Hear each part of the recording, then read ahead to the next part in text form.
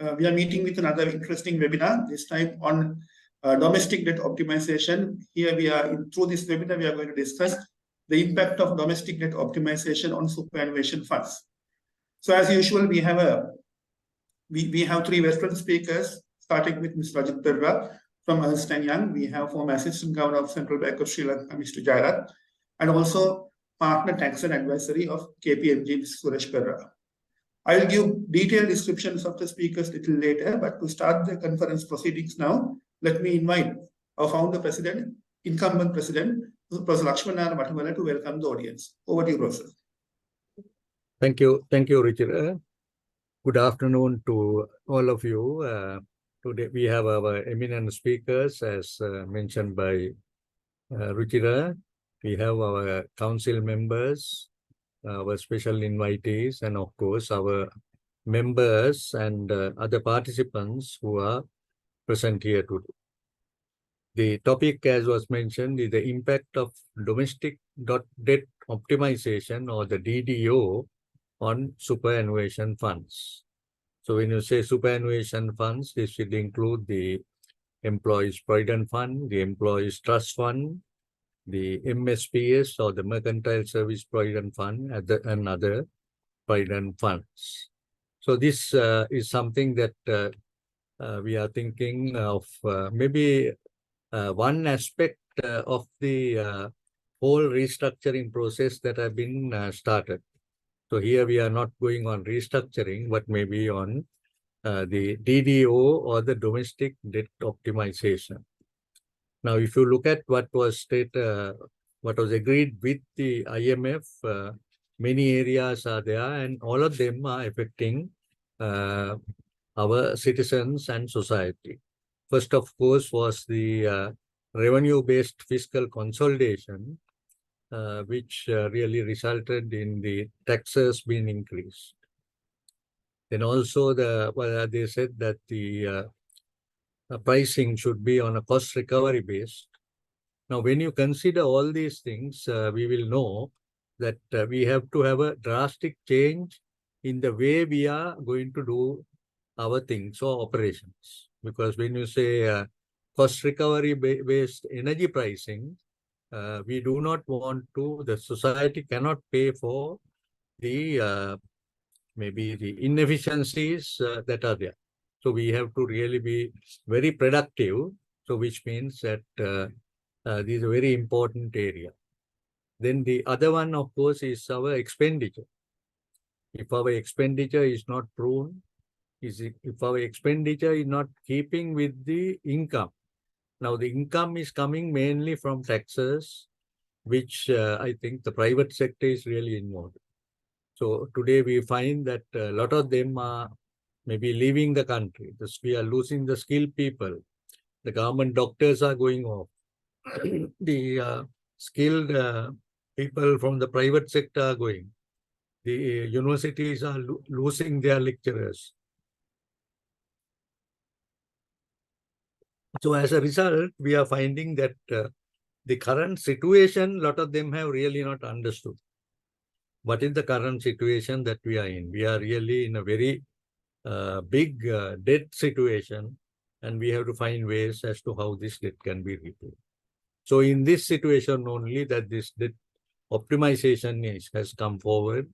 And I'm sure that today our speakers will explain to our participants as to what is going to be done with the superannuation funds, what the best that they are trying to do. Because when you talk of superannuation funds, we also have to think of the senior citizens who are already maybe, they may be, some of them may be getting the pensions if you are a government servant, but of course the others who are retiring will be getting their provident funds, provident fund contributions that they have been making. So savings that they are doing for the future, and what is its worth? Now that's other important thing, you know, when we get this, what its real worth is.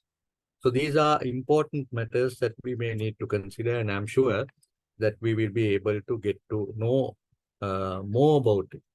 But looking at the whole, we see that there has been really a lot of mismanagement, the government economy not being managed properly. As a result, today, all of us are suffering. Our youth are suffering. A lot of the youth are planning to go overseas. A lot of them are who are skilled, who have qualified, are now going overseas. So how can we do something that we will be able to gain maybe what we today call the value creation? Because if the government has to look at it maybe in a very, very realistic way, they may have to see what are the areas that are not generating value. If you are just paying them and then keeping them, but if they are not keeping value, what are the investments that have been incurred which are not giving us a return? So as a result of all these, maybe the mismanagement that have been done, we are now in a very big situation where the IMF has said restructuring has to be done. But the government has taken this into account, but they are now going on domestic debt optimization, which they hope will help the maybe the citizens and the society.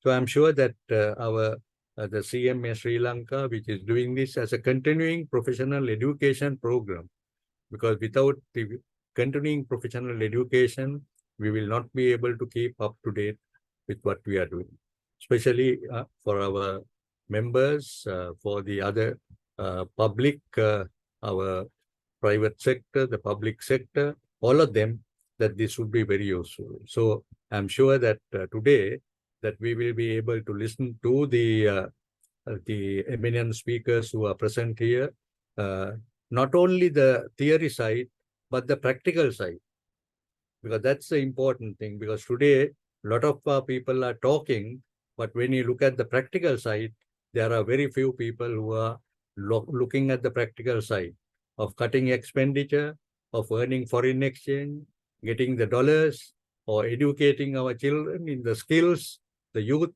in the skills. That has to be done on a massive scale. I think it has to be done all round, so that when I say value creation, that the skill development would be done. Maybe we need to start master's programs where the English, the communication, the IT skills, and other areas which will create value to the country could be done.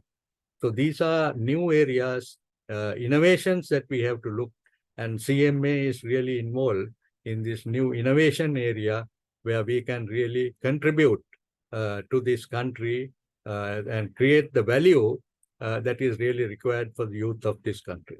So while I'm thanking all our eminent speakers, I'm sure I will now hand you over to our Mr. Ruchira Perra, our council member, and who's been really handling all these various webinars we are having to commence the proceedings. Thank you very much, Professor. Thank you very much for your opening remarks. And I must say, as you have correctly mentioned, this is a much talked about topic. There have been discussions, debates, interviews going on about this topic because people directly feel this as it is personally affecting them. So our first speaker today is Ms. Rajit Perra. Rajit is a partner at EY Sri Lanka. He co-leads financial accounting advisory services and leads financial services risk management units of Sri Lanka practice. He's an experienced financial consultant with a combined experience of accounting and financial services risk management. Rajit carries extensive work experiences in Sri Lanka, Maldives, Bhutan, Nepal, and Singapore.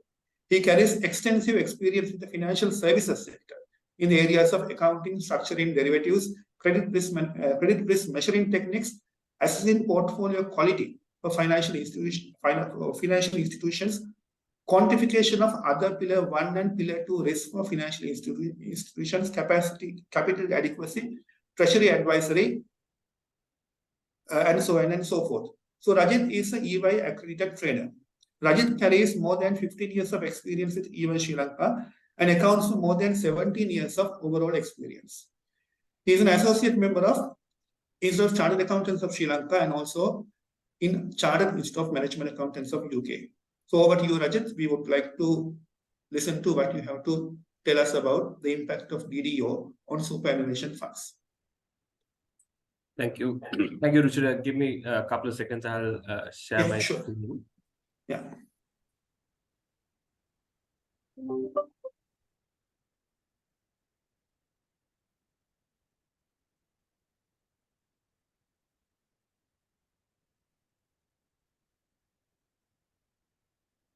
Yeah, I hope the slides are visible. Once again, Yeah. thank you very much, Professor Lakshman R. Vatavalla and the CMA Institute for inviting me to do this short session. So the objective of this session is probably to bring you some of the key financial impacts to superannuation funds based on the proposed domestic debt optimization. So in the next 25 to 30 minutes, what I will do is I will brief you through some of the key changes that is proposed by the DDO, and then what financial reporting impact and other financial implications that superannuation funds are likely to go through due to the proposed restructuring or the optimization process. Just to set the background in terms of what is impacted because of the domestic debt optimization is basically, if you look at it from the perspective first from the superannuation funds, all treasury bonds that are held by superannuation funds are primarily in the scope of the domestic debt optimization. So basically all instruments, which I will give more clarity in my next set of slides. So all the treasury bonds that are there held by superannuation funds will be within the scope. And if you look at it from non-superannuation fund perspective, that is from other participants, the scope gets slightly tilted because then the treasury bonds will not come into the picture. Instead, there will be international sovereign bonds that are there. There will be Sri Lanka development bonds, in short, we call it SLDBs. And then the loans that are given to the central government directly by those respective institutions. So basically, the initial proposal covers the loan to the government by FCBUs, but technically the definition is not necessarily FCBUs. If any direct loan in dollar terms given to the central government by the respective financial institutions or counterparties will be factored within this scope of the arrangement. So apart from that, all other bonds, treasury bonds, which are LKR instruments that are held by other counterparties, that are privately held by various counterparties, inclusive of banks, will not be within the scope. Central bank bill portfolio that is held by central bank, will be within the scope. And treasury bills held by any other counterparty will not be within the scope of the domestic debt optimization. So if you look at it from the overall perspective, the treasury bond instrument is only getting caught to this whole optimization process by the perspective of superannuation funds. Any other treasury bond held by any counterparty or a participant will not be within the scope of this arrangement. Your ISBs, SLDBs, and loan given to central government will be within the scope, inclusive of the treasury bill portfolio held by Central Bank of Sri Lanka. So that's the scope of the arrangement. My discussion today will be predominantly on the superannuation funds. I will not spend a lot of time on the other areas, but if you have any questions, probably we can take it up during the Q&A session and deliberate. So what you're seeing now is the entire structure of the proposed DDO. So what is proposed to the superannuation funds, which inclusive of 50% of bonds that are maturing in 2023 based on their original maturities, and 100% of the bonds that are maturing between 2024 to 2032 will be within this evaluation or assessment process of the domestic debt optimization. So all of those instruments that are applicable, it was published in the Ministry of Finance with the respective IC numbers to indicate what are those instruments, which is inclusive of ones that are maturing in 2023, ones that are maturing from 2024 up to 2032. So all of these instruments that are maturing is going to be allocated into 12 equal tranches, that is instruments which are maturing in 12 equal installments from 2027 to 2038. So basically what happens is, if you have, let's say, 100 million worth of instruments which gets within this purview, that 100 million will be classified into 12 equal instruments which are consecutively maturing from 2027 to 2038. And if you look at the interest profile, these instruments are issued at par. If you look at starting from 2022, early parts of 2022 Q1 onwards, we saw a phenomena that the domestic bonds were issued at a discount, but these instruments that are being swapped, I wouldn't use the word restructure, but rather it's swapping of one instrument to another. These instruments that are swapped will have a coupon profile of 12% at par until 2025, which is inclusive of 2025, and 9% from 2026 onwards up to 2038. That's the treasury bond side of the story. But just to give you the full context, I have given you a summary of other instruments as well. So if you look at from a SLDB and FCBU perspectives, for SLDBs and FCBU, there are three options that are given in this whole debt optimization process. Option one is an offer which is prevailing in US dollars. Under option one, there will be a nominal haircut of 30%, a final maturity which will happen in 2029, amortization starting from 2024 onwards at an interest rate at 4%. So this USD option one in the governor's presentation, original proposal, he also indicated this is ISB-like option. So it means that it gives and envisages the message that for the ISB holders, the proposal would be similar to what it's carried under USD option one. So basically, it envisages that there could be a potential haircut of 30%, amortization starting from 2024 with a final maturity of 2029 at the interest rate of 4%. And if you go down the routes of USD option two, there won't be a haircut. So meaning you will not have to forego any of the capital or the face value of the instrument. However, there's an extended maturity because there's a 9-year grace period, amortization starting in 2033, and the final maturity falling in line with 2038. So it's a more extended maturity tenor, inclusive of a grace period of 9 years at the interest rate at 1.5%, which is significantly lower compared to current interest rate profiles of similar counterparties which are carrying equivalent credit risks. You're given the option of SLDB for FCBUs, a rupee option, which is option number 3, which is a less complex than a straightforward option, where you're allowed to swap the instrument with equivalent amount of rupees. The amortization starts at 2024, final maturity to be in 2033, and the instrument to be variable at SLFR plus 1%. So the benefit of someone who's opting to LKR option is you don't need to forego any haircuts. You don't need to get affected by lower market interest rates offered in the two USD options, because both the USD options, not only 1.5%, even at 4%, it will be deemed below market rate compensation. Because if you look at the long-term US federal rates right now as it stands, it's around 3.8%. So an instrument at 4% for a country rated at C level, even though we are restricted before right now, probably after this optimization goes through within about a period of 1 year, you would expect the rating to increase at least by about a notch or 2 notches at maximum. So we will fall into the C categories.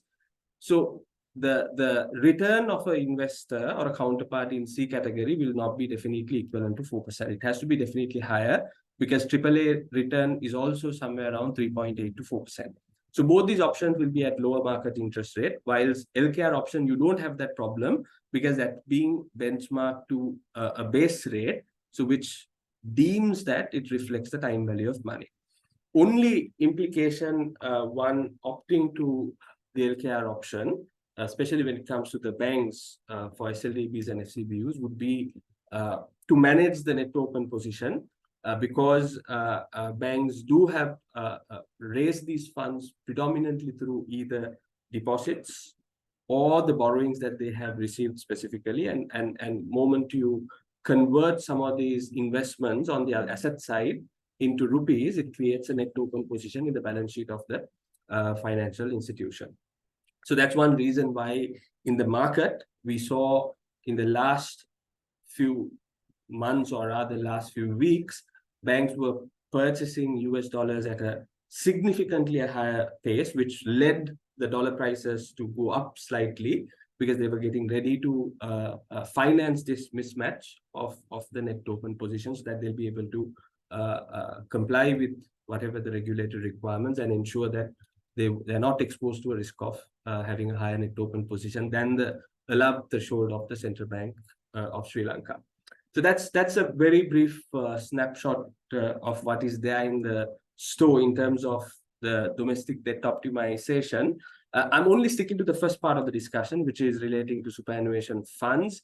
So if you look at what is the implication for superannuation funds, is basically the implication depends on the decision the superannuation fund do take into consideration, whether they're going to participate in the domestic debt optimization or they are not going to participate in the domestic debt optimization. I think that's the final decision which drives the impact.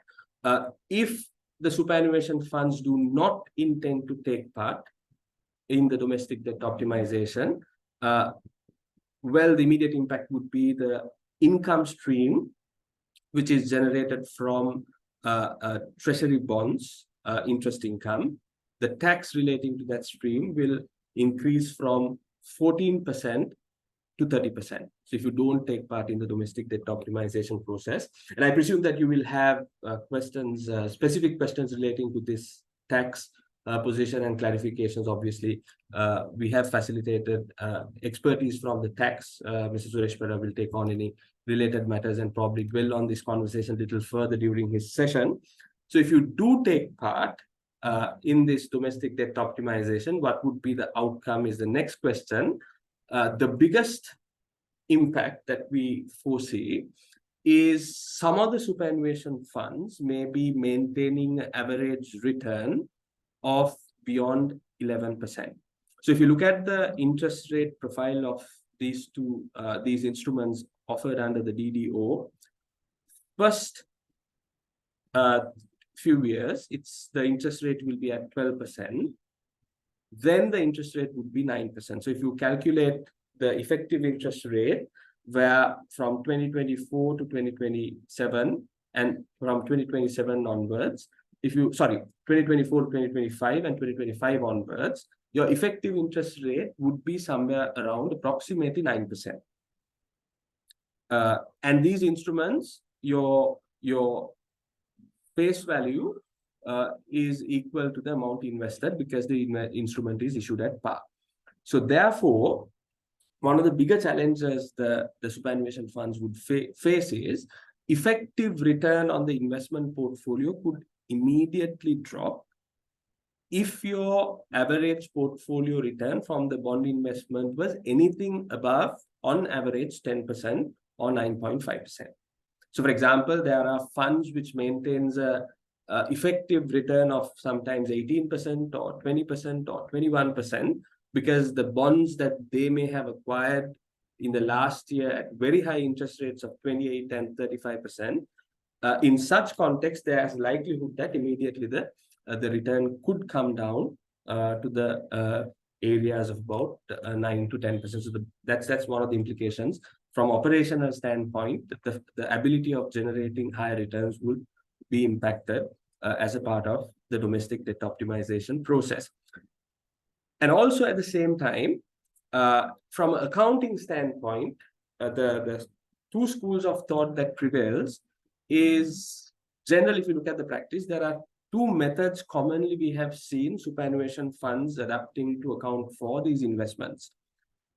Some superannuation funds we had noted that have gone through the direction of LKS 26, which means that's a separate accounting standard, which is specifically meant for accounting and reporting under superannuation funds. Certain superannuation funds have gone through the general accounting requirement. So the problem here that we foresee, if you go down the routes of the general accounting requirement, immediately there is a need, all financial instruments that are being accounted for has to be initially measured at fair value.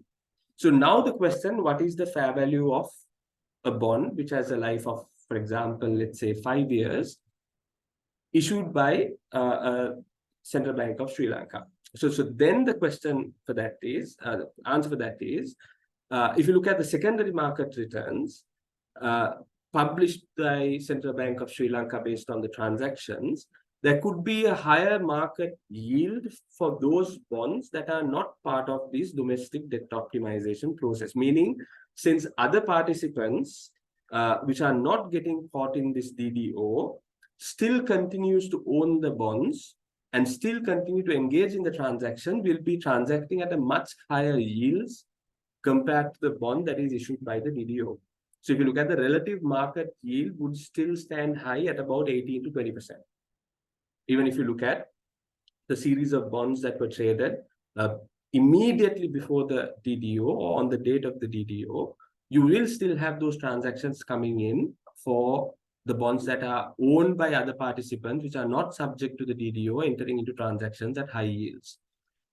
So then for the bond that the same tenor, let's say, for example, 10 years, in the market, you have another bond, which is for a remaining tenor of, let's say, 10 years, which is traded at a higher price, immediately resulting a requirement to recognize a loss, a fair value loss on day one when you account for the DDO instrument. So what you're seeing here with numbers under 4 scenario analysis, just to illustrate that, when your market rate of the respective instrument and the rate of the specific instrument, when it differs, how does the fair value changes? So for example, under scenario 1, if your market rate and the instrument rate is the same, your price is equal to your face value. Moment your market rate is higher of a comparable instrument to the specified instrument interest rate, you can see the price drops, resulting in a fair value loss. So that's a simulation that we have demonstrated for you to understand the relationship between pricing of the bond, how it impacts based on the market yield that is out there. So for that, I think there's good news. I think even though there's a challenging environment, Institute of Chartered Accountants of Sri Lanka published a Q&A relating to this, specifically for relating to the domestic debt optimization, specifying the requirements under SLFRS 13 fair value measurement. Your fair value is a function of identical transactions being traded. So now when the DDO takes place, the bonds that are issued as a mechanism of a swapping instrument is not reflecting identical characteristics of other instruments that are owned by other participants out there in the market. So that's the first rebuttal that we bring in when we try to fair value these instruments. So what we're trying to say is the characteristics of the instrument of the DDO versus the characteristics of the other instruments which are out there in the market is not identical, therefore not comparable. So we are, from the institute standpoint, recommending a risk adjustment mechanism. So we don't borrow the market yields published by central bank directly for valuation purposes, but rather we will do some adjustments to strip out this credit risk component. I think the logic of that is, if you go back to 2022, why the bond yields went up to 30%. If you look at the numbers that are published by central bank regarding some of these options, the bond coupon interest rate is only 15%. But if you look at the effective yield of the bond is 30 to 35%. The reason for that is the participants in 2022 preempted a potential debt optimization or a debt restructuring process and infused the component of credit risk into pricing the bonds. So for example, even though the bond is issued at 15%, 100 rupee bond, the participants never bid at 100 rupees. They went on to bid at 85 rupees or 90 rupees, which is at a discount. So effective return of the bond, suspecting the potential credit risk, went up to about 30 to 35%. So now the argument that we're trying to bring it here, post restructuring, this credit risk component is not relevant. So if you look at the comparison of these two categories of bonds, the bond which are held by other participants, which carries a feature of credit risk, versus bonds that are swapped, which will not carry the same credit risk because this is post-optimization. So you have stretched your repayment cash flows, you have pushed down your interest rates, which will accommodate some breathing ability for repayment to take place. So these credit risk characteristics require to be adjusted when you determine your fair valuation. Alternatively, I think that's one method that superannuation funds could follow. They can take the market yield and adjust for credit risk and arrive at a market yield to value the bonds at fair value.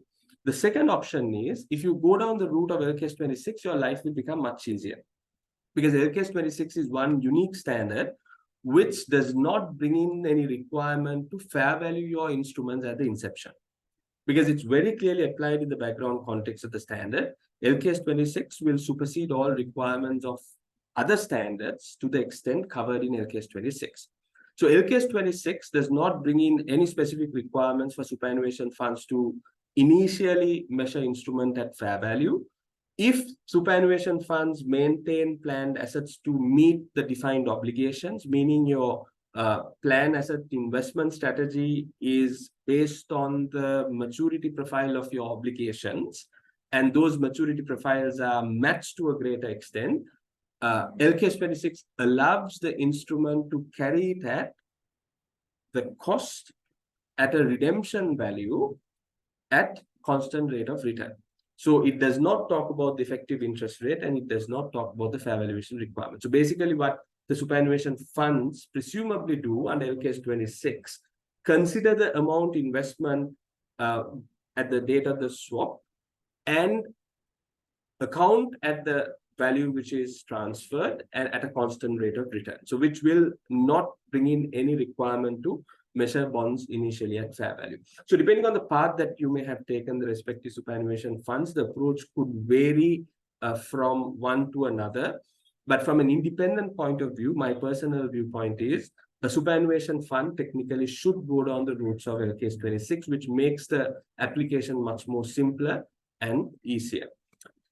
So end of the day, both identically or ideally should give you comparable results.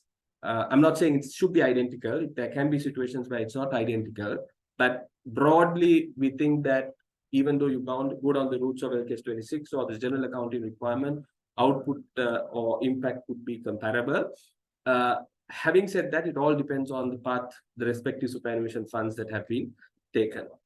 So with that, I think my allocated time comes to an end, and I know that there may be certain questions that you need answers that already I covered in my session, but I will be happy to take it up during the Q&A session and hand over the proceedings to Ruchira. Thank you, Ruchira. Thank you very much, Rajit. Thank you very much for that detailed presentation. Of course, now I can see some questions have popped up. I would like to request before I move to the next speaker that if you have any questions, please direct your questions through Q&A. So we can ask these questions. If those questions are unanswered by the speakers, of course, we can take these questions at the Q&A session. But I would like to request from the speakers if you have any time. If it is possible, yeah, you are free to answer these questions even when other speakers are delivering their speeches. Right, now I would like to move to our next speaker, who's Mr. R.A. Jailat.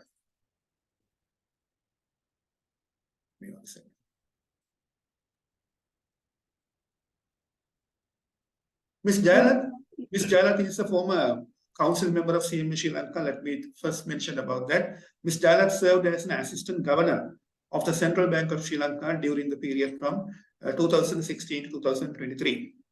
The areas under his purview during this period covered a wide spectrum of central banking, including economic research, foreign reserves management, monetary policy implementation, domestic banking operations, macroprudential surveillance, financial consumer relations, etc. Prior to this,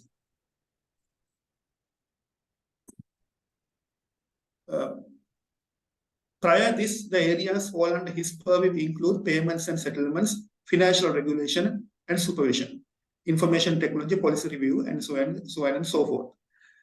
Ms. Jalat, as I have mentioned, has served as a former council member of CMA Sri Lanka. He has also served as the chairman of Sri Lanka Accounting and Auditing Standards Monitoring Board during the period from 2017 to 2020. He counts over 33 years of experience and served in a number of capacities, from an auditor to head of the department prior to being appointed as an assistant governor of the bank. His experience spans over the areas of monetary policy, foreign resource management, risk management. I have mentioned these things. So, Ms. Jalat, with much respect, I would like to hear from your views on this particular topic, which is impact of DDO on superannuation funds as a former assistant governor of Central Bank of Sri Lanka. Over to you, sir. Thank you, Ruchira, for the kind introduction. So, thank you, Professor Vattawala and CMA Sri Lanka for inviting me for this important session. Let me share. I hope that my presentation is visible. Yes, we can see that. So my area that I'm going to cover will be limited to superannuation sector and the practical implications of DDO. So first, let us understand the size and the area covered under superannuation fund. Superannuation funds represent about 14% of the financial sector assets. That is about 4.3 trillion in value. Bond exposure in this sector, that is government bond, treasury bond exposure, is 43% of the treasury bonds is held by the superannuation fund. Out of this total amount, 36% is held by EPF. Contribution of superannuation sector from the EPF and ETF itself is close to 80%, over 80%.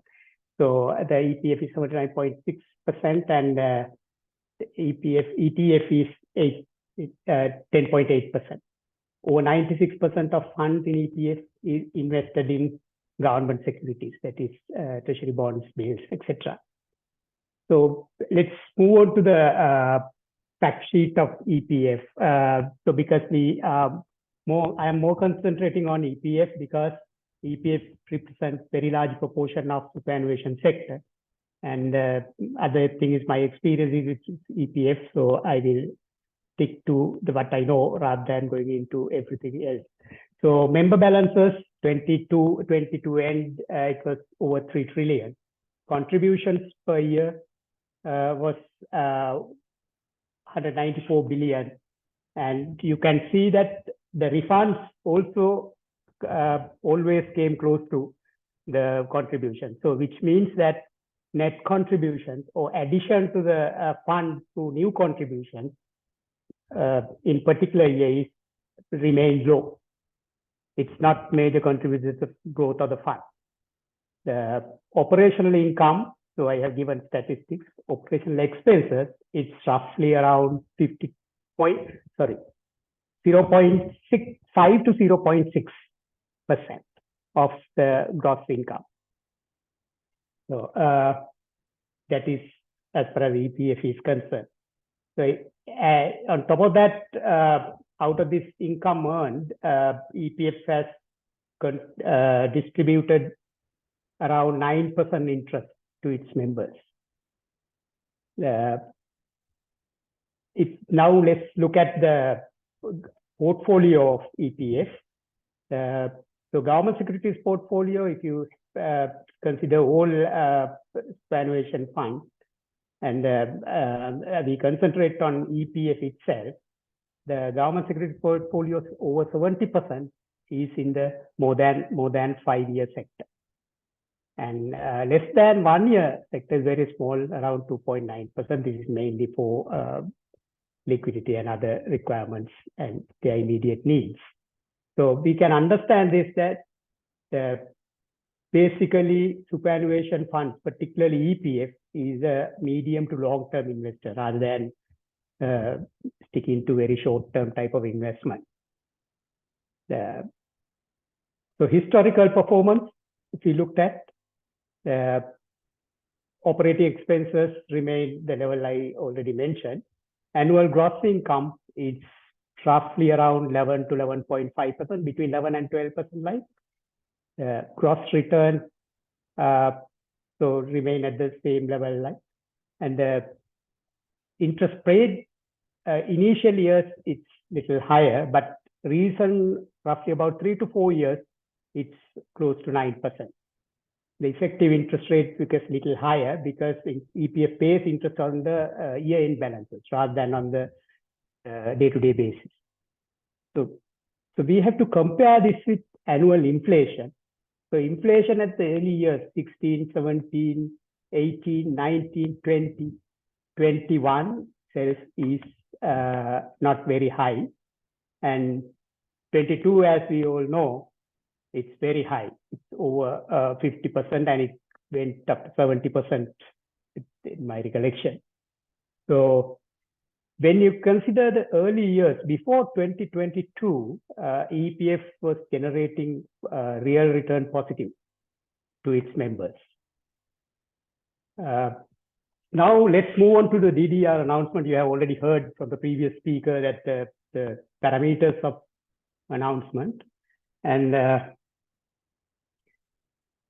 so it's what DDO or restructuring aim, particularly DDO is aiming is to benefit from, take the benefit to the government or the country via postponing repayments, shortening maturities, and reduction of interest rate. When you looked at in detail the way that was presented, we can see that some repayments are postponed by replacing them with or switching them to new instruments with new tenors, and others, the maturities, earlier maturity, announced maturities, existing maturities went up to 2045, but DDO aim is to limit it to 38. So in a way, they want to bring back the debt, domestic debt of the government to a manageable level. The other thing is the reduction in interest rates. This is a controversial area because if you looked at the announcement, there are certain issuances even with coupons around 5%, 6% level. My rough calculation tells me that around 30% of the announced securities that securities in the securities list is below with coupons below 10%. So balance 70% the coupons above that level. So at the same time, you can observe. Unfortunately, I don't have that particular finance ministry presentation with me. But if you looked at very closely, what you observe is that in very recent years, when the interest rate, market interest rates are very high, they have not issued significant number of or significant volume of treasury bonds. Rather, borrowing was based on treasury bills mainly. So as a result, very few instruments with interest over 20% in the cluster. That's my recollection. So yeah, it's here. There are some information is here. So before coming to that, so the eligible bonds, it contains 63 issuances starting September 23 to March 2045, bearing coupons 5%, that is 2026 issue maturity, to 2020 to 22.5%, that is 2024 maturity. So the higher coupons carry lower maturity dates. Next, these are expected to be replaced with 12-year maturities. We already heard that information, carrying interest rate up to 12%, up to 15 March 26 and 9% until maturity beyond that date, with maturities commencing 27 to February 30, 2038. So any accrued interest will be settled in cash. That's the plan there. Successful invitation to exchange. Superannuation funds makes successful offers to exchange 100% of 2024-32 and less than not less than 50% of bonds maturing up to 23. We already heard that information. This is the structure that is announced by Ministry of Finance on the DDO. So if you looked at the bottom of this slide, you can see the existing maturities are like in the gray lines, and they are scattered. But in the new maturities after the DDO come into effect, new issuers come into effect, it has some methodicism. So which means that government is trying to bring this into a controllable level where they can maintain the targets under IMF EFS. So they have to bring the net funding requirement to the level specified in that agreement. So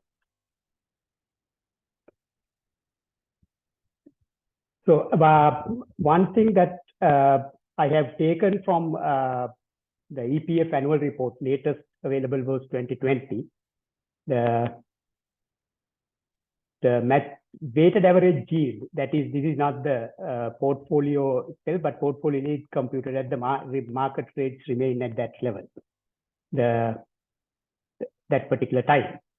So less than 1 year to more than 5 years, you can see that the market remain until end of this 2020 was very low. Even 5-year sector was trading a little more than 7%. So this indicates that the higher yields there for a shorter period compared to the holding period of these securities. We have the interest rate scenario. This is the interest rate, market interest rate. We can see that it is in 2022 April, after March, that interest rate elevated to this level. Before that, interest rates running at very low level. So which means the issuances, majority of issuances during this period would be at lower coupons, and because of this. And during this period, when the interest rates elevated to significant levels, all the securities held during this period must maintain at a loss because interest rates were very high compared to its coupon. So basically what we can see is the highest yield that we observe were witnessed after 2022 April and subsequently. So very recently, of course, we have seen that interest rates are coming down. Together with that, these yields also come down. Fortunately or unfortunately, the central bank or the government hasn't issued much of the bonds during this period. It's very limited amount of bonds that issued during this period. So the cost that has that very high level is very limited in that sense. So, but then one thing is that interest rate behave in the market. The second thing is that is important to understand the practical implications on superannuation funds in the nature of T-bill holdings, T-bills held by the superannuation sector.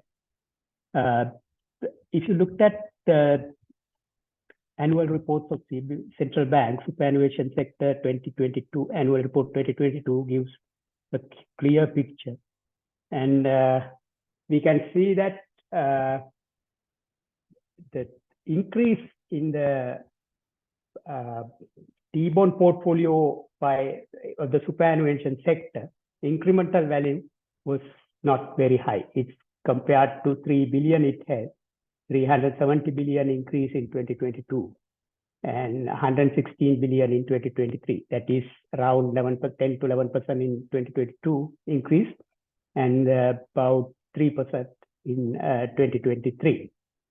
Of course, we can't forget that the amounts matured during this period and not replaced with that incremental value anyway is this. So which means that superannuation sector was not able to get much of the high yields during that sector. And one reason for that is the particular investment approach of these funds.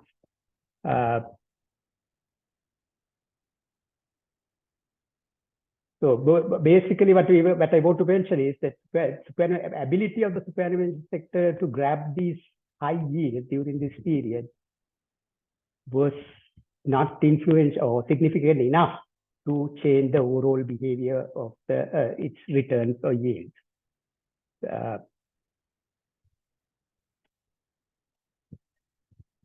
So this we have already witnessed the market interest rates, and the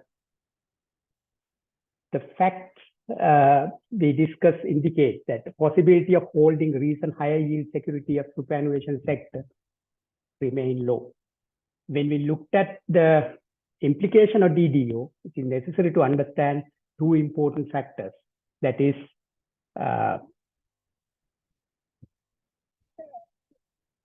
investment approach that already mentioned, strategy adopted by such funds, and the other is the environment in which these investment funds operate. The first one, investment approach, you can see that majority of these bonds or securities are held in the longer maturity coupon. And these funds are large in size.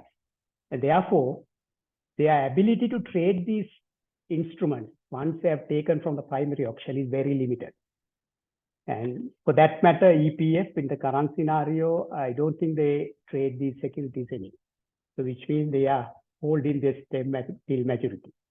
And on the other hand, main return is coming from the coupon rather than from the market. So they may be accounting is mark to market, but return at the end of the day is coming from the coupon rather than from the market. So the factor is that the environment in which they operate, that is, though they are market to trade these instruments, given the size of the fund, it's not easy to transact this in the market and in significant proportion. And as a result, you can assume that there is a switching of opportunity for these instruments to trade before something happens. But in practice, it's not available. So I have not seen the funds are doing significant level of switching, unless, of course, they are a small one and they cannot create impact in the market. So otherwise, their size prevents them from coming into the market and dealing. So EPF in particular is not trading in government securities, but nearly all are held to maturity form or keeping till maturity. Only 10% is available for trading, and that is that again, I don't think that EPF is doing now. The other fact I mentioned is that compared to the behavior, the market itself limits their activities in these transactions. So they don't have other corresponding counterparts to do that. A significant proportion of net determined by the current market, but by the legacy of that it carries. In that sense, for funds of these type of limitations, market yields represent opportunity profit or loss rather than the real return for the fund. Now, so many discussions around the impact of DDO on the superannuation fund revolve around the measure we apply. That's again a factor that we need to be mindful. We apply yield to maturity. yield to maturity assumes in the formula itself, it assumes all future coupons will be invested at the same rate as it has taken. So if the bond is taken at 30% yield, so it assumes that the future coupons will be invested at 30%. But computation-wise, this is right. But the only thing is practically it is right. And we can't forget that we have seen this very high interest rate or yield during a crisis. Now we are trying our best to come out of this crisis. We have seen 70% inflation and 30+ yields. Now we see yields are coming down. Why? Because the authorities were able to create some confidence through different measures. Could be DDO, could be debt restructuring, could be IMF, and could be inflation. Whatever the measure, they were able to bring down the inflation to a single digit by end of June. So which means that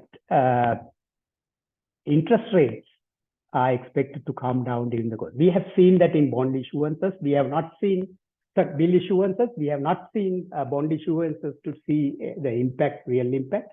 Or the one issuance mentioned together with the announcement of DDO, but that is a period where uncertainty remains intact or with only slight change. So and when uncertainty comes down, whatever the already mentioned, the risk premia should come down. So when the risk premia come down, it has to come to a reasonable level. So yield to maturity is a measure that could be applied in a stable economic environment. But in my view, it is not right to apply it in the same way in a crisis environment, because crisis prices, we know, should come down, and it is coming down. And this, everyone would see. If you have to maintain 30% interest going forward for those coupons to be invested at that rate, inflation has to be at very high level. So when inflation was 70%, the coupon yield was 30%. It will be disastrous for everyone. And I don't think that it's a sustainable scenario. So it has to come down. When it's now the central bank's idea of inflation is to bring down it to its target level, that is 4 to 6%. When it's brought down to 4 to 6%, the interest rate should be around that level. And yields of these securities could remain low, particularly if IMF-EFF agreement works as intended. The government relieve its debt burden some way or the other, maybe through debt restructuring, by bringing down the amount that they need to pay regularly. Then there's no reason for us to suspect that inflation would be high. And if inflation is not high, there's no reason for interest rate to remain high. On the other hand, if government brings them under control, their expenditure, Professor Watawala mentioned at the beginning, and that's very important factor. If they maintain this expenditure under control, and if they increase the revenue as targeted via the IMF-EFF, so they don't need to borrow more. So borrowings would remain low. So there are no reason for government security yields to go very high. What is that environment? That environment is for superannuation funds as well as other businesses to do their businesses smoothly. That is a stable environment that we are expecting. So now we know that interest rates remain very high in the past. It is coming down. Now, since the inflation has came down to a level that the authorities expect, the target, so we can expect that interest rates to be remain at those levels. So yields can't be very different from that unless something very different happens. But that kind of happening would be disastrous for everyone. And if as long as government is within the IMF-EFF, I hope My wish is that they will be within these parameters and they will bring down it to the level the targeted by this disagreement, the agreed in disagreement. So if that is the case, future interest rate has to remain low. Particularly when we looked at the impact on superannuation funds in their investment, bond investment, when these existing bonds are replaced with new ones under DDO, these new ones to be profitable, interest rates should remain low.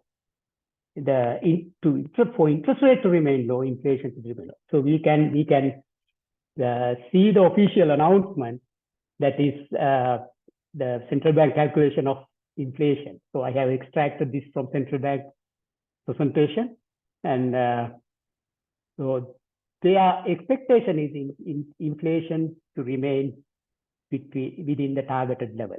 So which means that going forward, their inflation and the economy will be in a stable situation. If economy is stable, there are no reason for the high risk premium, high yield, and the government will be able to manage their position. That's the expectation. Of course, there are a lot to do in between these.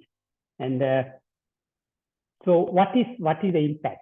I have already mentioned the superannuation funds are long-term holders, medium to long-term holders. If you take EPF itself, their return is around 11%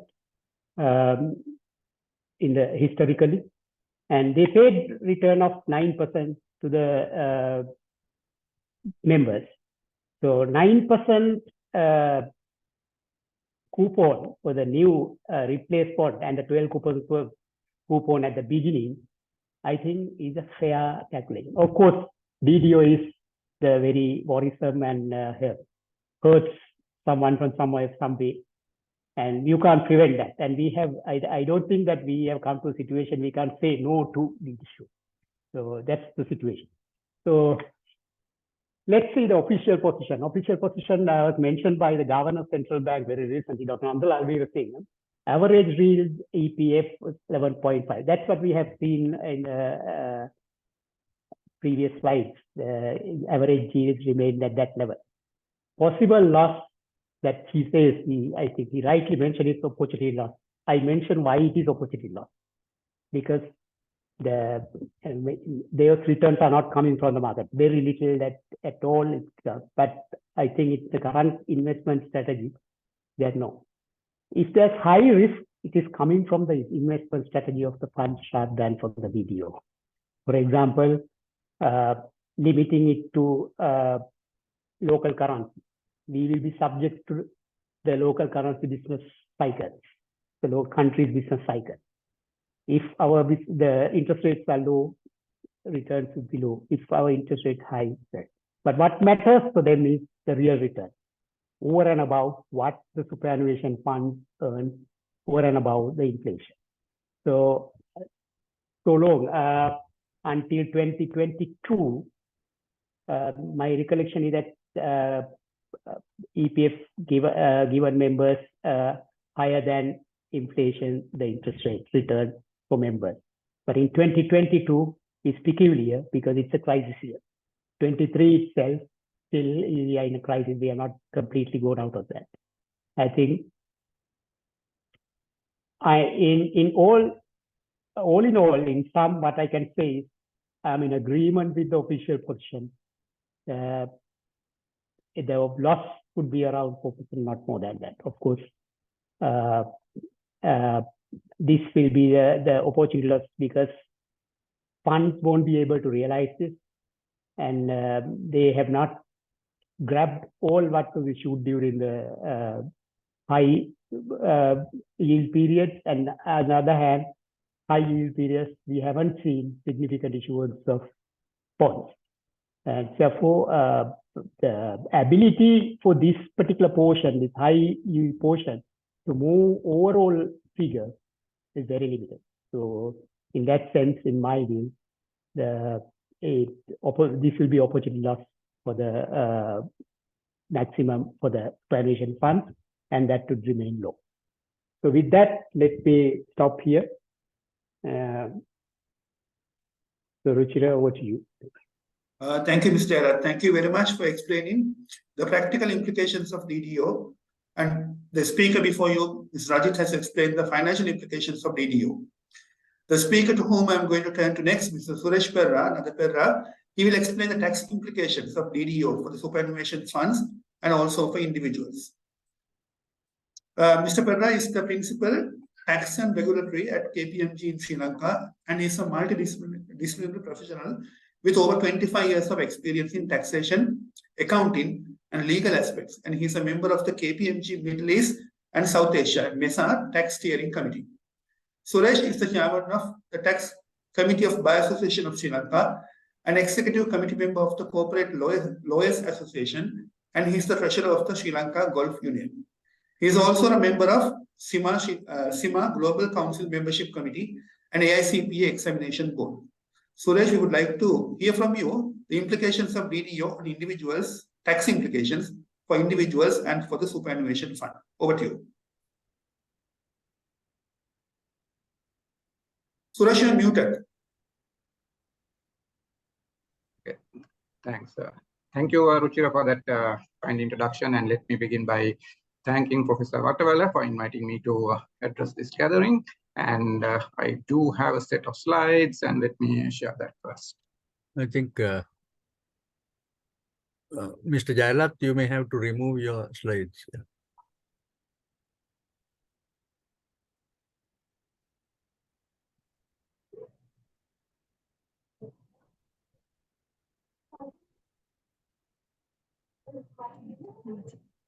Okay, can I share now? Yeah. My slides are shared, I believe. No. Okay. No. I'll share it again. Actually, Mr. Jailat will have to remove his.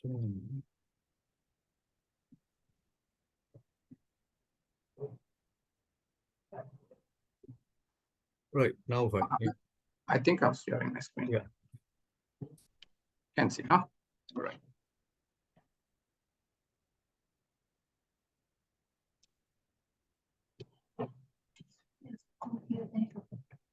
Right, okay, I think great.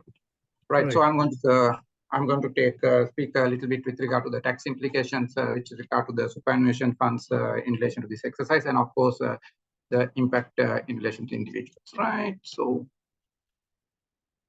right now, before I go into the nitty-gritties of the taxation, let me give you an overall view with regard to the role of tax in relation to restructuring sovereign debt. So when you go through the literature involving this subject matter, and you can see there is a specific role or where the tax is being used as a tool to achieve the target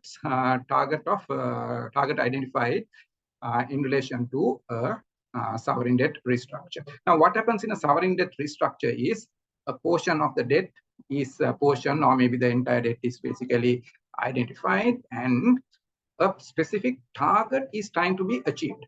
So let's see, X number of let's say the billions or whatever is to be the amount of the debt to be restructured. So there is a specific target always being identified. So here also, when you look at the nitty-gritties of the restructure here, you can see there's a target that has been identified, and how much of the debt is to be restructured. And then basically you have the technocrats sitting together in the drawing table, designing the restructure plan. And then that restructure plan is basically given to the relevant the creditors. And when you now what you have to keep in mind is when this creditors are approached, these creditors or any debt that is obtained by the government is pursuant to a contractual arrangement. There is a contractual obligation on the part of the government to honor the debt. Now, if the consent of the, so in order to basically do a restructure, you can't do it unilaterally. The government cannot do it unilaterally. Government has to obtain the consent of the creditors for that to achieve the target.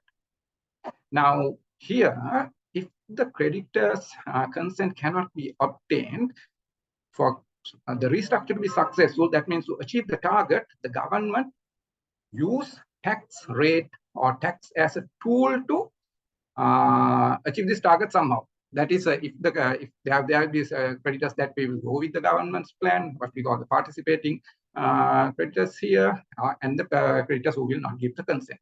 So if that part of the creditors who do not extend the participation or the consent for restructuring, what does the governments worldwide do when sovereign debt restructure is taking place? They use tax rate as a supplement to achieve the target. How do you do that thing? You say that, okay, we increase the tax rate. This is exactly the typical scheme that we have seen that is being presented here. So here the restructure plan is given to the superannuation fund, and then it says, if you are not participating, if you are not giving your consent to restructure your debt, your contractual obligation, your contractual right, we will be increasing the tax rate to 30%. So that's what we see here, right? So it's basically a tool. Tax is always a tool when a government, when a sovereign debt restructure taking place to buy in the buying in the consent of the creditors, right? Now this is something that we need to keep in mind. Now, first point is that. Now, the second point I want to draw the attention of the audience before I go into the nitty-gritties again of the specific restructure plan in relation to the superannuation funds. You can see there are several documents. Now, one of the main documents that we have seen, most of us, I believe, is the debt restructuring presentation to the cabinet that was cabinet of ministers that was made by the Governor of the Central Bank, dated, I think, 28th June 2023. So now when you go to that slide presentation, you can see at the page 33, or rather slide number 33, there are three scenarios given. So let's look at the third scenario. In the third scenario, it is being pointed out if current status is maintained and no DDO, that means the present rate that is applicable on superannuation funds are 14%, and at that rate, what is the return to be expected by the fund after 15 years, so during the 15-year period, from 2023 to 2038 period? What is that? That is 9.4. So now basically, again, the governor is giving a representation, or rather pointing out that if the creditors, that means the superannuation funds, happens to go with the scheme that is being presented, that means the participation, then the return will come down to 9.1% only. But on the other hand, if the consent is not given by these creditors, the government will be using tax as a tool, the tax rate, that will be hiked up to 30%. In that case, what will be the return up to 2038 on that portfolio to the how do I say, the fund? 7.57. So there's a compelling reason or the compelling argument that has been presented by from the government side. You do stand to benefit if you participate, or if you give your consent to restructure your this debt obligation. So these numbers have been calculated. These numbers have been arrived at. How did this calculation was done? So of course you have to carry out. You have to know what is your base, what are the rates to be used, etc., the variables, and you can arrive at a return of this nature, a specific return of this nature, if all the variables are known at the beginning and predetermined.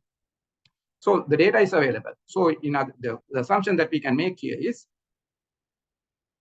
using the available data, the calculation has been made. And we are being told, if you participate, okay, it's 9.1, but if you don't participate, it is 7.7. So using the available data. In other words, the data is available to carry out this computation.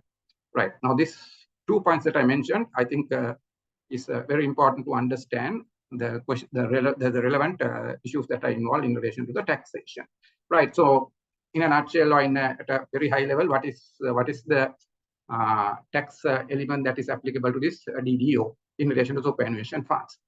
As we all know, the superannuation funds are right now taxed at the rate of 14%. And tax is being used to buy in the concept of the creditors here, that is the superannuation fund, to tell that if you do not participate using the sovereign power, Parliament as a sovereign power, and we will be increasing the tax rate to 30%, and in which case you can see your rate is going to be your average return up to 2038 is going to be 7.7, whereas if you go with our proposal, it's 9.1, a higher rate in fact.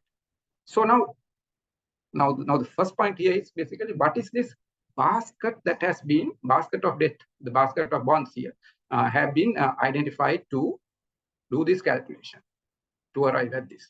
So this is the scheme of the mechanics of this restructure plan, right? So they identified this basket of debt called what you call as treasury bonds, and they have used the term eligible bonds to refer to this. Yeah, so there are several documents that are relevant in this exercise. I think we do have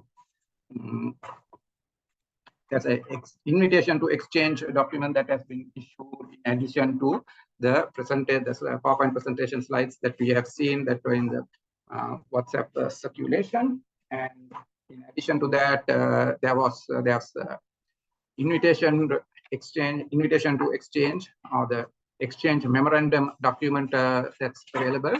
And in addition to that, we also see nowadays questionnaire, frequently asked Q&A answered, appearing in the website of the Finance Ministry, specifically in relation to the superannuation fund restructure. I think there are questions starting from question number 12 to question number 30, giving the clarifications by the Finance Ministry in relation to the specific tax issues that are there. So these are important documents that one have to look at. But at the end, we have to keep in mind when you're going to look at the tax impact comes from the law passed by the Parliament, not from any other document. So when it comes to law passed by the Parliament, you have to look at the law, and then you need to, of course, interpret the law. So then there are rules of interpretation that should be invoked to interpret laws passed by the Parliament. That is the normal framework in relation to interpretation of the statutes and the rules that are there, right? So that's again another point that we need to keep in mind. So now so I think I missed the most important point. Right now, with regard to the taxation of this superannuation funds, there is a bill that has been passed, bill that has been issued, I think somewhere on the 19th of July, this bill was issued, try to, legislate, or basically to carve out basically tell what the tax rule is going to be in relation to this, right? So very simple amendment that is to be introduced. This still has not been passed in the Parliament, and this could be subject, or rather I would say this should be subject to committee stage amendments also, because there are many issues that is open for interpretation in this bill as of now, right? Now, I'll again go back to this set of documents here. When you're looking at it, I can see this concept of eligible bonds. What is this eligible bonds? In the memorandum, exchange memorandum, also this definition is a definition has been given, and I think the page 3 of that document you can see it's here in the page 3 of this document, the bonds that have been selected, or what is called the exchange, the eligible bonds are listed in the page 3 of that exchange memo, the invitation to exchange, and there is a specific definition in that one.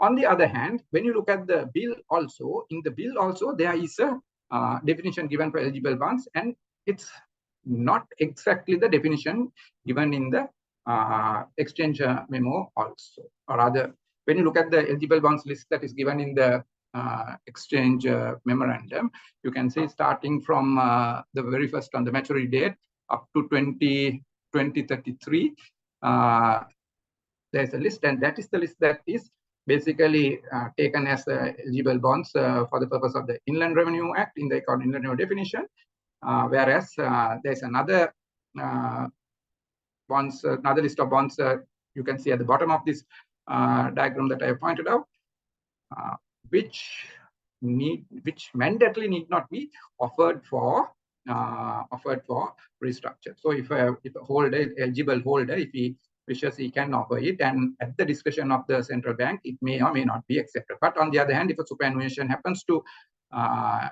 participate and offers up to the bonds maturing up to 2033, that would be along with the 50% of the bonds maturing, I think 2023, that will be considered effective participation for the purpose of the tax rule to apply. Right now, in this slide, now what I'm trying to do is basically I'm trying to explain to you all what are the bonds that are how do I say the list of bonds that should basically looked at or should be offered in relation to, or are the tax rate, but the list of bonds that should attract the how do I say the higher tax rate, the 30% that has been given there, right? Now you can see, because there are many. I can see about 3 main issues that are open for interpretation in the bill that has been published recently, and I'm trying to just explain. Right? Okay. So you can see the wording in the exchange memo. Now, in this wording, you can see this list is being divided into 2. You find this in the tax treatment of superannuation funds following the settlement date. That is there in the exchange memo. So I'll read it this way. In accordance with the Cabinet Decision 28 June 2023, any superannuation fund which does not submit successful offers in response to this invitation to exchange, which in aggregate relate to 100% of the relevant superannuation funds holding of eligible bonds maturing between 24 and 2032 inclusive, and not less than 50% of its holding in eligible bonds maturing in 2023 outstanding on the business day prior to the launch date, may be subject to a tax rate of 30% on its taxable income attributable to the treasury bonds investment applied from 1st of October 2023. So here you can see the 2 things that are there. Here they refer to the higher rate will be applicable from 1st of October 2023, whereas 30% rate will be applicable to bonds up to, you can see 2033. And in relation to the other set of bonds, all valid offers for the avoidance of doubt, meeting the participation threshold not require superannuation funds to submit offers in relation to any eligible bonds maturing after 2033 inclusive. However, superannuation funds are permitted to submit offers in relation to such eligible bonds in any event, and acceptance of any such offers being at the discretion of the Republic. The tax treatment of superannuation funds which do submit successful offers at least equal to the participation threshold will remain unchanged. So what is in simple language what means is this first set up to the blue point, the blue box. If that list is offered that is maturing up to 2033, the rate will remain 14%. And the balance basically if the 4 eligible holders wish, they can offer for restructure, but that's not mandatory. So you can see these words like participation threshold is there in that one, and yeah, so basically what is participant threshold, as Rajit explained in detail, it's not less than 50% of its holding of each series of eligible bonds maturing in 2023, and 100% of its holding of the eligible bonds maturing between 24 and 2032 inclusive. So that's the fund that is there.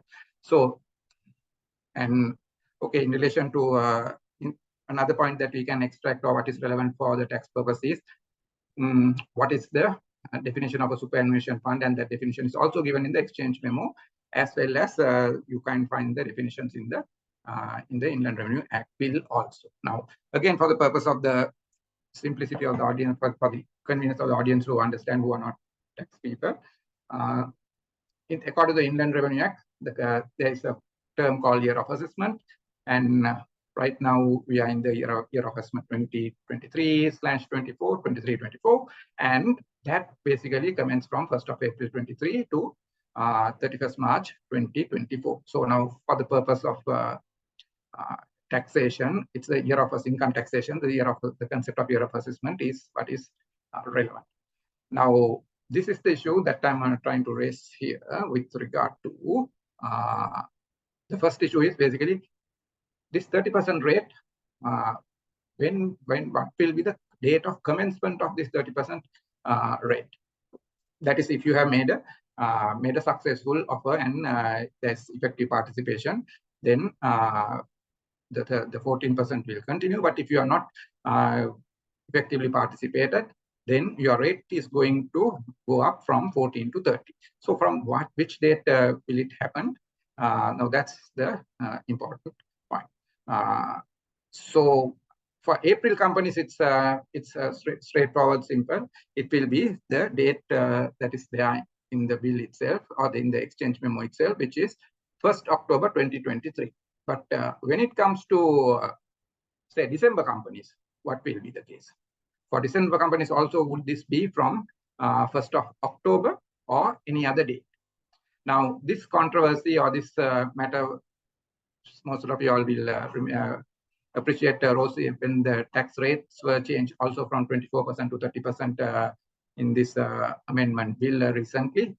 So December companies, whether the high rate to start from the 1st of July or from 1st of October issue, and whether there's a there may be still room, I believe, for that to be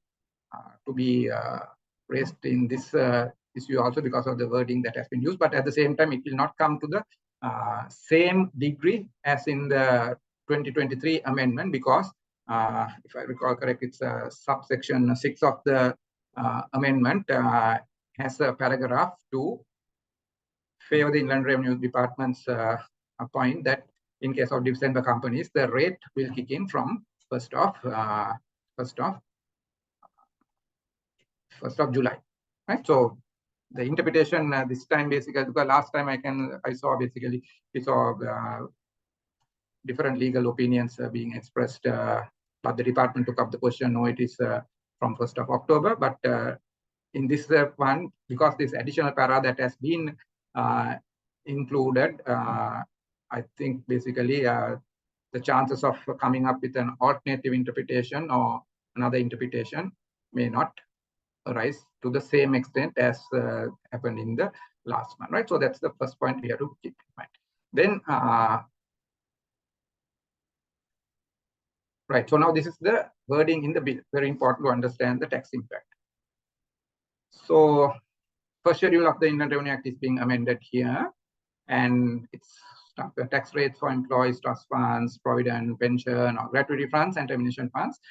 So the first paragraph basically goes on to say that 14% rate will remain. Taxable income of employees, trust fund, employees accrued provident or pension or accrued termination fund for a year of assessment. So see the wording, it's important. For year of assessment commencing on a prior to April 22, and for the first 6 months period of the year of assessment commencing from April 1st, 2023 shall be taxed at the rate of 14%. So what it means is, from a practical point, the first 6 months of the year of assessment 2023 for April companies, that means the rate will only up to 30th September, the rate will remain 14 is what is being said here. But in case of December companies, also from January to 30th June, the rate will remain 14 is the outcome of the first para interpretation. And the second para goes on to say that subject to sub-para 3 and 4, the taxable income of employee trust fund and approved pension, provident, termination funds for second 6 months. The phrase uses second 6 month period of the year of assessment commencing on April 2023, and for each year of assessment commencing on after April 2024 shall be taxed at the rate of 14%. So what does this mean? This says basically second 6 months of the 12-month period will be is what is being addressed here. And you can see now again, such part of the gains and profits received from derived by employers, the third paragraph, as approved for the second 6-month period of the year of assessment commencing April 2023, and each year of assessment commencing on after April 2023 shall be taxed at the rate of 30%. So now basically again, the phrase used is second 6 months of the year of assessment, second 6 months of the year of assessment, and in relation to any year of assessment commencing after April 1st, 2024, the rate 30% will continue is what is being mentioned here. So when we go to the exchange memo, the calculation has been carried out only up to 2038. In other words, only for the 15-year period. But here the rate is being, the high rate, application of the high rate is being mentioned. The way it is being mentioned seems to be indefinite. So I don't know whether there's a disconnect between the mechanics of the structure, mechanics who are involved in preparing the, the restructure plan and the drafters of the Inland Revenue Act, because it clearly, the calculation that in the governance presentation, you can see the calculation that has been, the return calculation that has been carried out only up to 2038. So is there an inference that a particular basket of bonds will be selected, and if those bonds are not offered up to the 2038, the maturity date, the high rate will be used. Now, I go back to my opening comment with regard to the principles of government debt restructure, how the tax rate is being used. Now, government has identified a particular target. The government has identified a particular amount of debt to be restructured so that the government will benefit, government will have a monetary benefit because of that restructure plan. But if the consent is not being given from those parties who are not providing the consent, what the government does is, using tax as a tool, take that gap, collect that gap using by way of taxation. It's not by way of if the holder of the bond is not in agreement to go with the government plan, and you have to show these are contractual obligations, then you can't force a particular person to give the consent. And if the consent is not being given, government stands to be unsuccessful in achieving its target. So the government indirectly uses a different method to close that gap.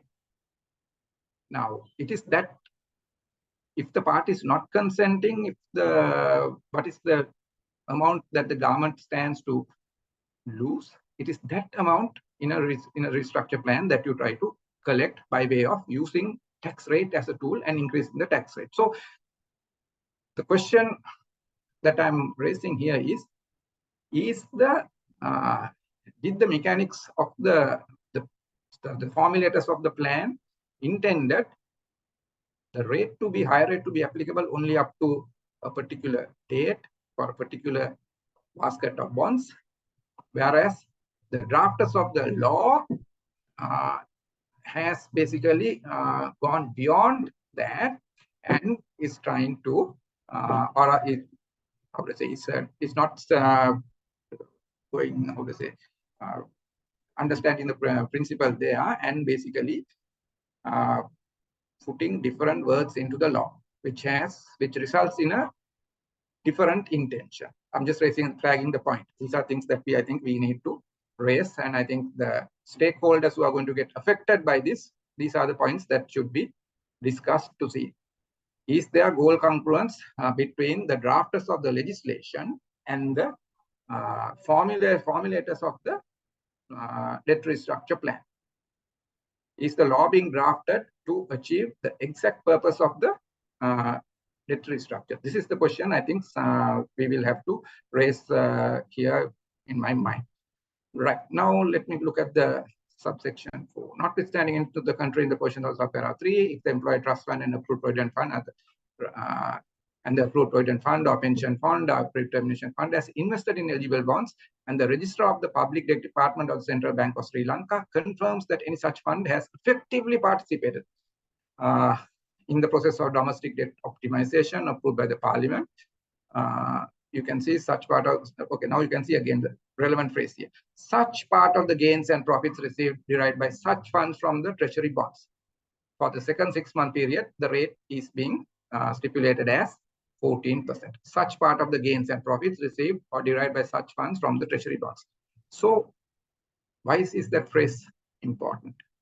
Now, why this higher rate is being used, why this tax rate, higher tax rate is being used as a tool, that is to mitigate or basically to compensate or indirectly collect the shortfall that the government will have in achieving its target because of the failure to obtain the consent of from a particular set of creditors.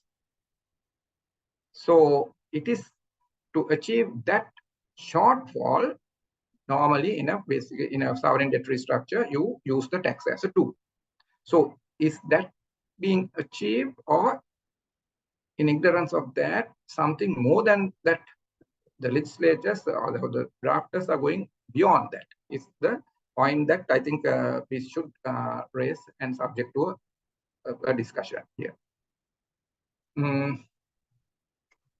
Right. So basically, there are definitions given for accrued termination fund, effectively participate, etc., and then also for eligible bonds. Now, again, you can see, as I mentioned, this eligible bonds definition, we can see a slight deviation or a slight discrepancy between the two documents, the one in the exchange memo and the one in the bill yet to be passed by the Parliament. Because here, the eligible bonds are only the bonds up to the 2032, whereas in the document here, you can see at the page 3, you can see the eligible bonds are not stopping at 2033, but it goes up to 2030, beyond the 2033, also up to 45, and maturing up to 2045.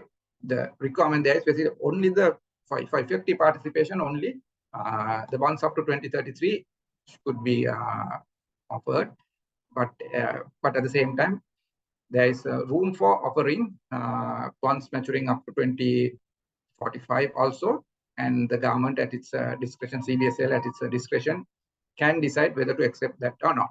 So you can see there's a slight difference, but not a major thing, but it's a slight discrepancy between the two things. Right. So that's basically. So now there are 3 things that I think that we have to rate. So what are the eligible bonds? What are the bonds that will attract this higher rate of 30%?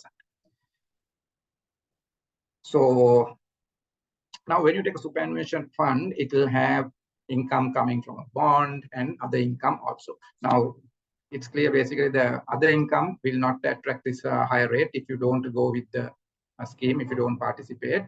The higher rate will be applicable only for treasury bonds. So now there the question comes, is that higher rate going to be applicable for all the treasury bonds that you will buy in the future as well? Or is it restricted to treasury bonds that are included into this basket called the eligible bonds? So now it's a matter of interpretation. So when you look at this section, you can see this phrase, as I pointed out.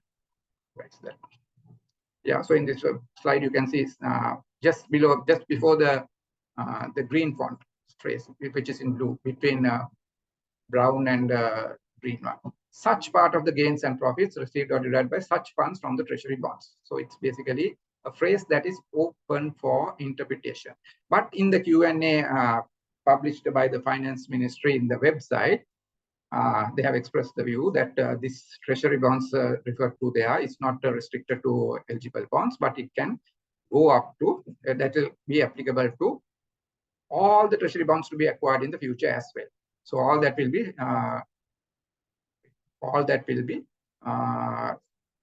taxed at the rate of 30%, right? So that's one point you have to clarify. And So is that the intention? Is the question that we have to ask basically in the context of the spirit of restructure of sovereign bonds, right? So,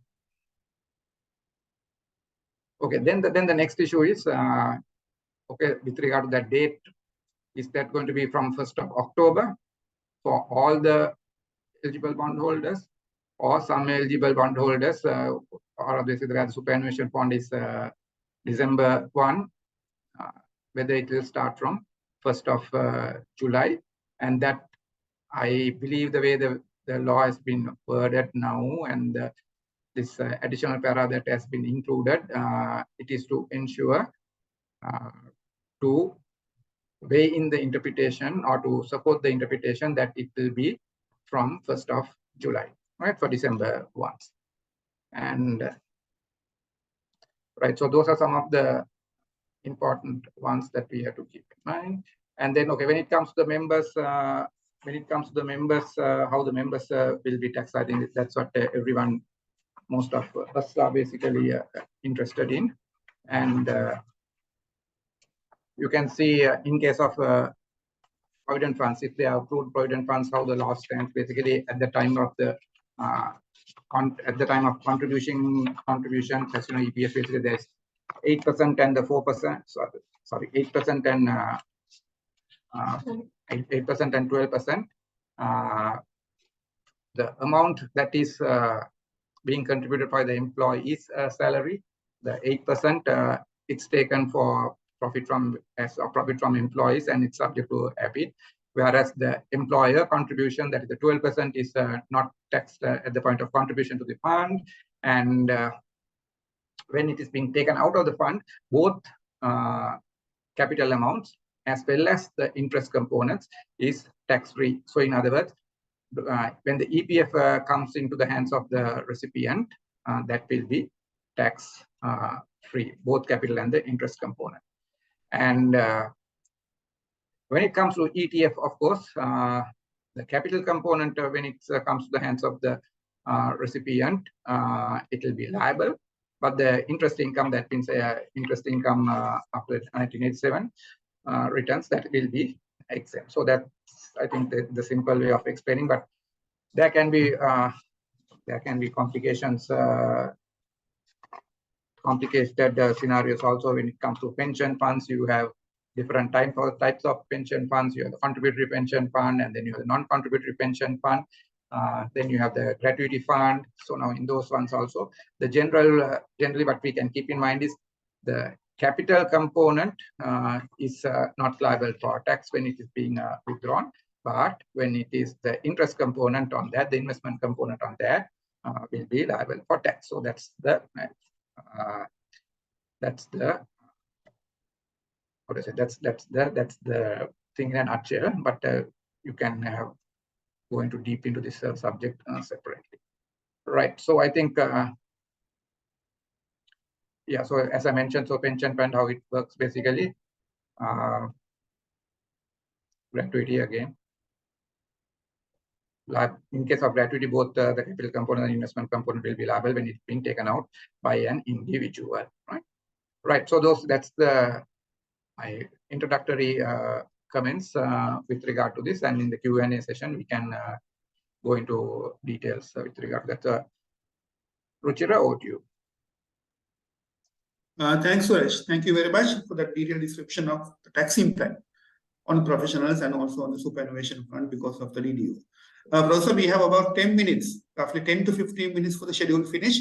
So to begin the Q&A session, let me now invite you to the podium.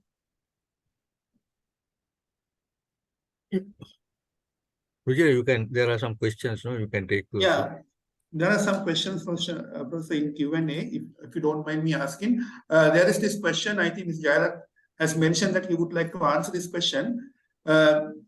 Basically, this question, Ms. Jaira, the person is asking, how did EPF fund decrease and contribution increase by 2022?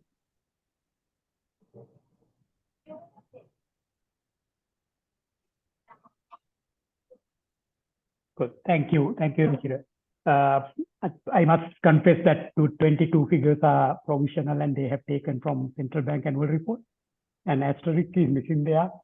That they constitute the refund 30% additional refund. So that's the reason that it's stated low. And we have to take that figure only after the EPF annual reports are published. So that's why it is not there. And inflow is increased because, previous 2 years were COVID years and there were not regular flow of funds and subsequently collections for more. I think that is the more reason. I don't have exact details to say what one major reason could be that. Ms. Janet, this question is, I think it's a general question. Through this question, this person is asking, as a country, are we in the right direction now? I don't know. I don't have answers. Only thing is, as far as economy is concerned, what central bank is doing is right, I would say. You have seen high inflation. You have seen it come down and economy stabilize. Stabilization role has worked. And you have seen the inflation came down to target level, 4 to 6%, faster than expected. And of course, it's painful. And we all have to sacrifice to achieve that. But this is the way when the country becomes unstable and everything is not under your control. But once the stability is achieved, after that, the moving forward would be dependent on the reforms and restructuring that we initiate. So we have two main issues in the economy. That is twin deficit situation. Budget is in deficit, external account is in deficit. That is BOP in deficit. We need to balance this to strike a balance. We can't satisfy that economy is in stable state yet because of these two situations. We have applied some brakes, it worked, and the vehicle has now slowed down if I use the governance balance. And now effort should be to take it forward. It's challenging state. So everyone's contribution matters. Suresh, this question is for you. It's a question on taxation, so I'll ask that from you. You've been a tax lawyer also. The person is asking, can government blackmail on return and tax at 14% available to superannuation fund presently by taxation tool, and how will this affect the foreign holders of bond? No, this is not blackmailing. So you see, this is basically a technique that is used in sovereign debt restructure all over the world, I would say. Basically, I have been reading a bit on this. So what happens is this debt, these are all contractual debts. These are governed by the law of contract. So a government cannot unilaterally change things. So government has to buy in the consent of the other party for the restructure. So the other party is not in agreement with the restructure, then the parliament has the sovereign power to exercise the power and change the tax rates. Now, right, whether this will be considered concepts like, say, victimization, discrimination, those things, the fundamental rights are being affected and that kind of stuff are some things that to be contested in the Supreme Court.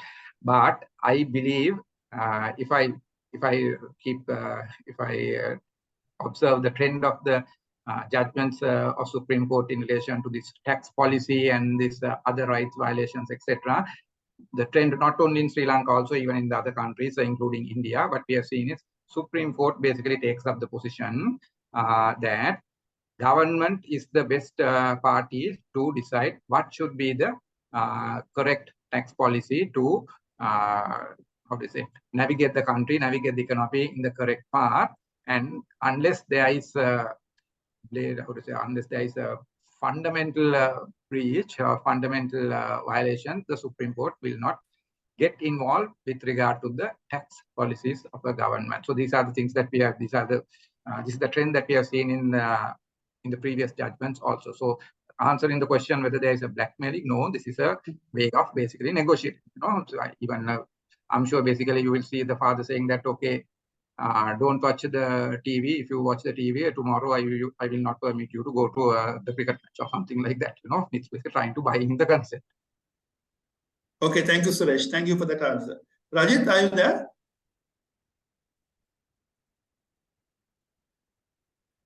Sorry, Ruchira, yes. Rajit, this question is for you. This question is basically about the impact of superannuation fund. Now, if there is no DDO, if there is no DDO impact on the superannuation fund, how will it affect the returns of the fund and the fund's investment strategy? Yeah, so basically it's predominantly if the fund's decision is not to take part or to take part, there is a very clear 30% increased tax rate which is applied, which is current tax rate is 14. Then your new revised tax rate on that category of investment, which is bond interest income, it will be 30%. So there'll be an additional tax implication that is coming in, which the funds will have to factor. So of course, one segment of income getting taxed at a higher rate by not participating in the DDO technically affects the return which is earned from that segment. And it's very clear most of the funds do maintain a larger population or proportion of treasury bond income. So if one takes the decision not to participate in the DDO, I think to my knowledge, there are certain funds which have taken the decision not to participate in the DDO, and while certain funds have taken the decision to participate, for those don't participate, will have to manage their effective investment strategy because there are two contingencies. The contingencies are, today you're taking the decision to participate or not to participate based on the existing stock of instruments that you own, which is quite clear the return, what is the return.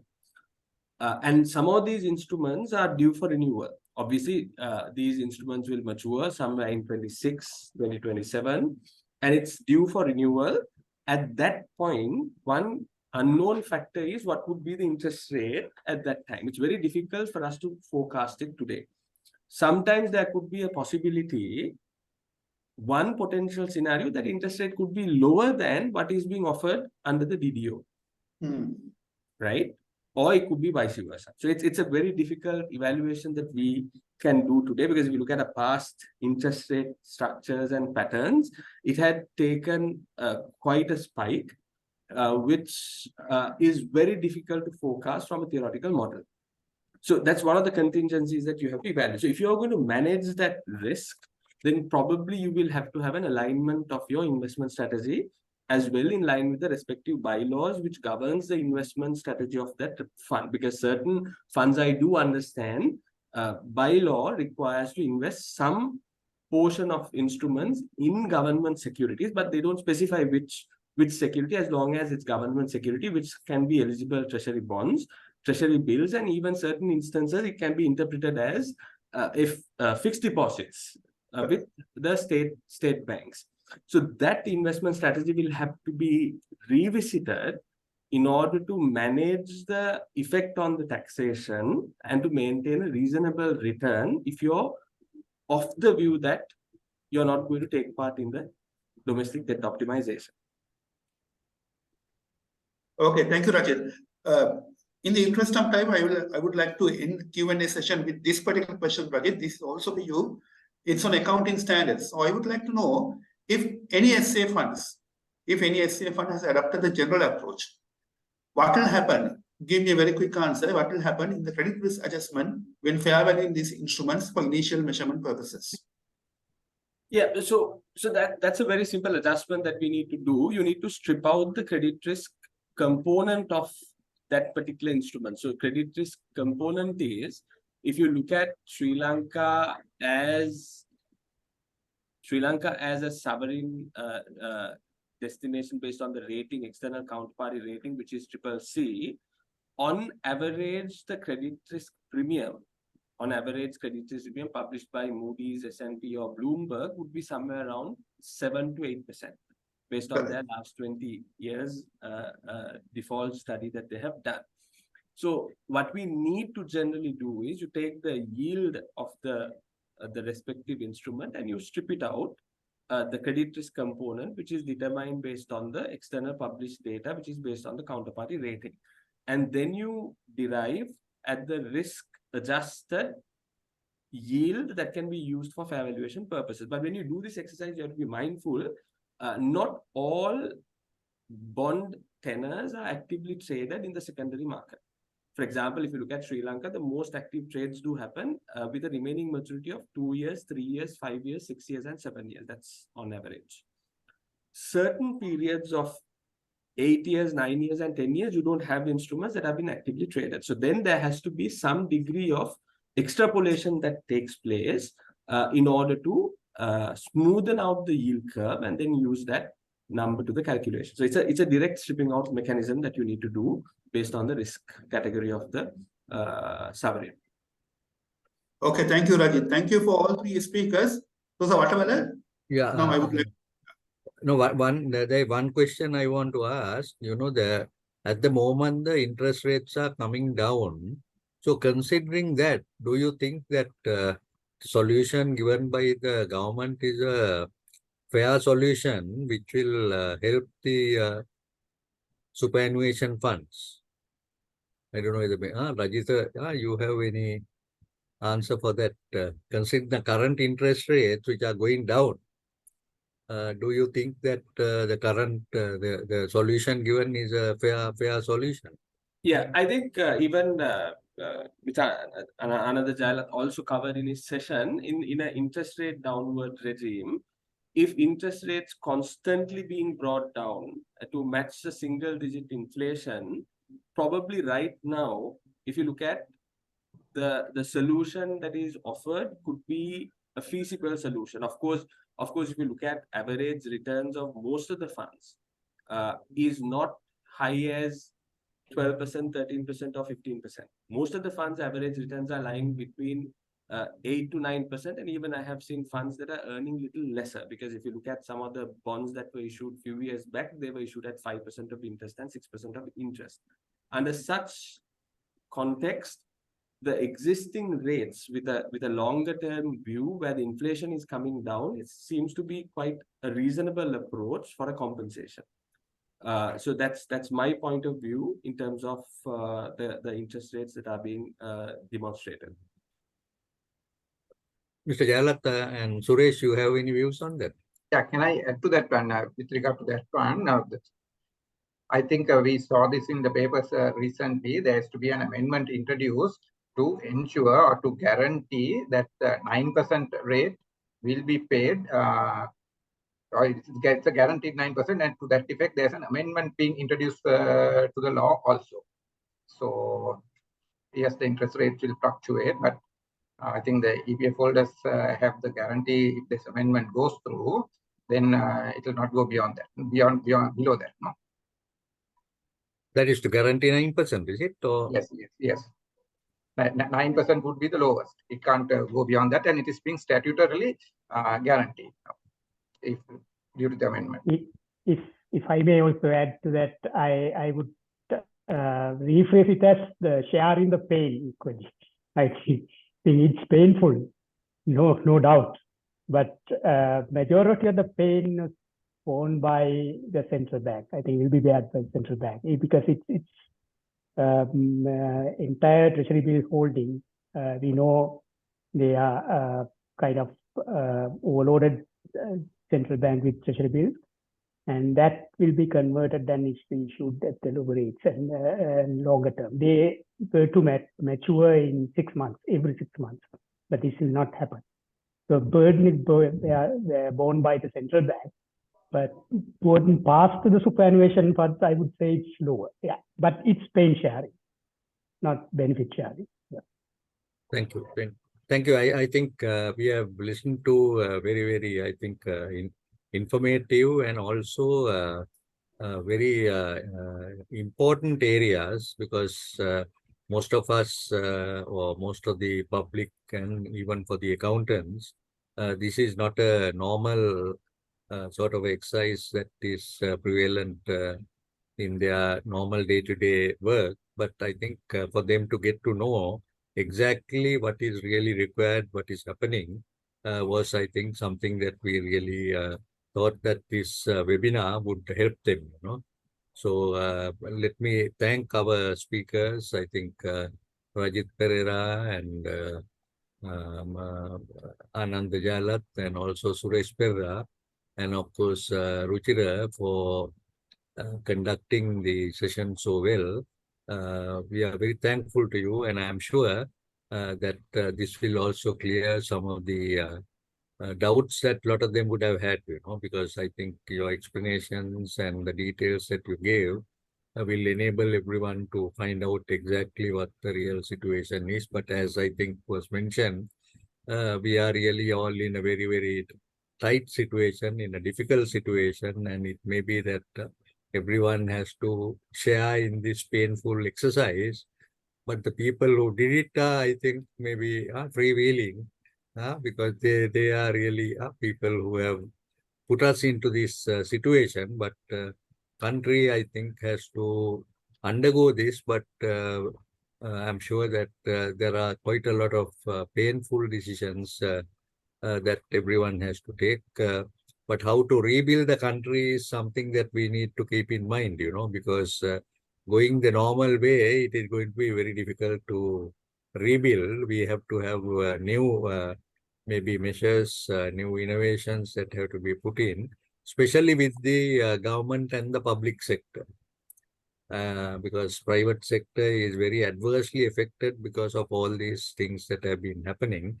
So I'm sure that very soon that we need to see that we have to go in the proper way. We can't mollycoddle, or we may not be able to really go in the same way, because especially as I think it was mentioned that the budget, you know, deficit budget is something that will really not help us. And also the earning of the foreign exchange has now become extremely difficult because of the international situation. The global situation is also not very good. So we may need to see how maybe the local conditions could be improved, especially maybe like in the agricultural sector, at least that we will have the food and that we will not starve, you know. That's something that we need to look at and ensure that the areas that we can control will be there. So that's something. But I also think that professional bodies like us, the CMA, where we can make give the professional education. Similarly, maybe in the university education, the skills, if we build that during this time, I think definitely it will help our country. So once again, let me thank our speakers for the very valuable job that they have done. And I'm sure that we may have to have very many more. In fact, our conference is coming on the 11th and 12th. So I hope that many who are listening would also come for that and support us in our activities, so that we will also be able to continue this and spread the message of knowledge. I think spreading the message of knowledge, gaining the knowledge is very important and useful. And that's what I think our speakers have been doing. The knowledge that they have gained, they have given it to everyone. And I'm sure that everyone will appreciate the valuable presentations they have done for your benefit. So thank you very much again. And I'm sure that we will be able to take this forward. The knowledge sharing exercise. Our council members are present here. They will also support it. And let's see how the knowledge, if we go on the knowledge area, I'm sure that will be the only solution that we can think of before people run away from this country. So thank you very much, and wish you all the very best. And I'm sure that we will be able to invite you for very many more webinars that we are having, and also for our conference that we are going to be conducting very soon. So thank you and all the very best. And we will now close the proceedings of this webinar on the impact of domestic debt optimization on superannuation funds. Thank you and all the best. Thank you, Professor. Thank you all. Thank you.